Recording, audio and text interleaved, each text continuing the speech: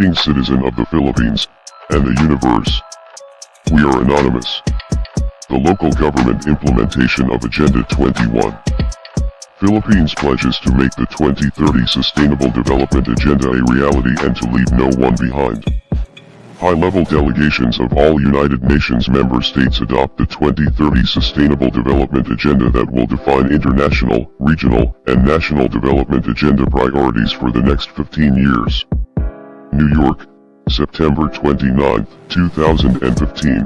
The Philippines joined member states of the United Nations in unanimously adopting the 2030 Sustainable Development Agenda in a historic summit held at the United Nations headquarters in New York from 25 to 27 September 2015. Attended by more than 150 heads of state and heads of government, 4 vice presidents, and 30 ministers, the summit was preceded by an address by His Holiness, Pope Francis. Speaking before the UN General Assembly, Secretary Arsenio M. Balasacan, Secretary of Socio-Economic Planning and Director General of the National Economic and Development Authority, NEDA, pledged to make the 2030 Agenda a reality and to leave no one behind. However, the Philippine Secretary Balasacan stressed that if we are to achieve our development goals, we need to take urgent action to combat climate change. We have seen extreme weather disturbances occurring with greater frequency and intensity. These calamities can negate our gains in reducing poverty and even push back development.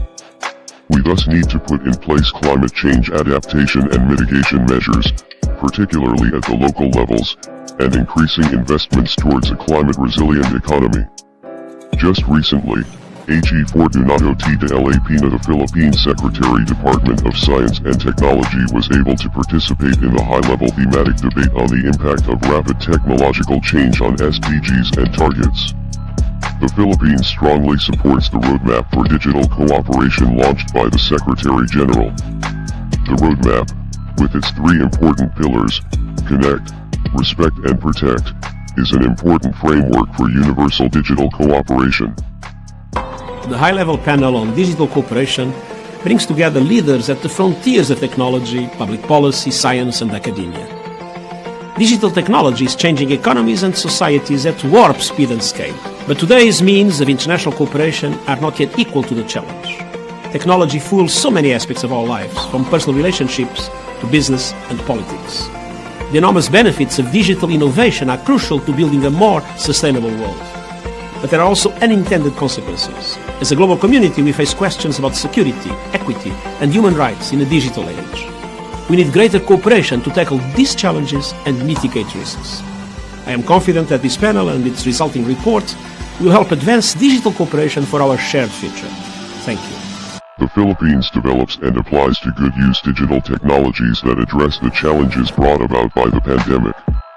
We have developed and used a disease model called FAST-STIR, or Feasibility Analysis of Syndromic Surveillance, using spatiotemporal epidemiological modeler for early detection of diseases, which was originally for dengue, typhoid fever, and measles, and is now used to predict COVID-19 transmission and severity through time and space.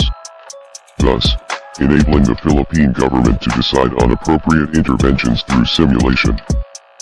Look around a home of 2019 and compare it with a home of the 1980s or even the 90s, and take notice of what's likely to be missing. Answering machines, Rolodex, alarm clock, maps, vinyl records, VHS tapes, CDs, DVDs. Each, and there are many more, have been replaced by a smartphone. Digital has dematerialized our world. The things people need are no longer dependent on physical stuff, but are satisfied by digital technology. And what's this have to do with data privacy? Well, digital has also dematerialized people. We live in a digital reality. Who we are has become a collection of individual pieces of data. We call it personally identifiable information, or PII. People have always been conscientious about their personal privacy. But now that we've been dematerialized, personal privacy takes new shape. Each person's right to privacy is more easily overthrown, because we're not moving physical material around in space, but manipulating bits and bytes that compose a person. One school of thought says, just stay offline. Software applications have also been developed and used extensively in monitoring movement in communities and in enforcing policies for a more inclusive approach while ensuring cybersecurity and protective privacy. The private sector, particularly our startup communities, have also contributed significantly. The wide use of quick response (QR) codes have helped in the management of quarantine control checkpoints (QCPs) and contact tracing, in the adherence of businesses and institutions to safety guidelines, and in helping organizations to resume operations which have stopped during the strict community quarantine. Many of the states, including Georgia, will use contact tracing to stop the virus. It's a term you are going to start hearing a lot more. Natisha Lance explains how it works. Contact tracing is a public health technique. It's been used to trace everything from foodborne illnesses, sexually transmitted diseases, and Ebola. Governor Brian Kemp says it will be a key strategy once people start going back to work. We need to be able to do contact tracing for that, and to be testing the people that they've been around, so you know who to send home. It works by identifying infected people, isolating them, then tracking down everyone they've been in contact with, and getting those people tested and into quarantine. Extensive contact tracing helped South Korea contain its COVID-19 outbreak. The U.S. has been practicing contact tracing to some degree during the coronavirus pandemic, but expect it to ramp up with the use of your cell phone.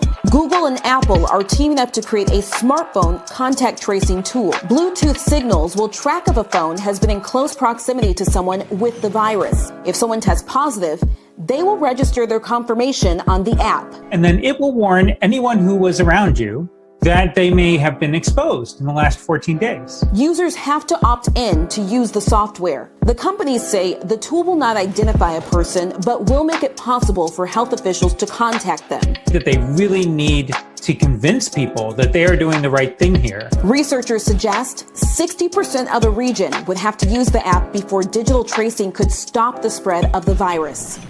Smart technologies have also been developed and deployed in the areas of health, such as telemedicine, education, such as distance learning, agriculture, such as urban farming, and in the digitalization of businesses in an environment where physical contact and interaction has been considerably limited. The Department of Science and Technology, DUST, is now looking as to how MSMEs can move faster into the fourth IR stage.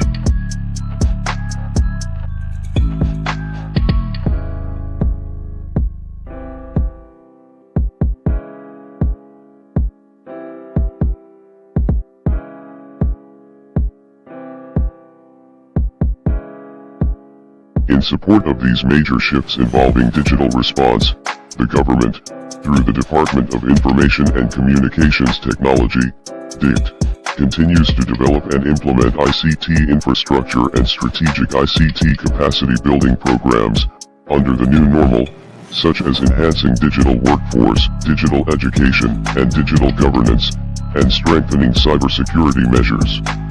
This SDGs agenda is getting our freedom and rights out of the window. We need to take a move today, before it's too late. We are anonymous. We are Legion. Philippines. Expect us.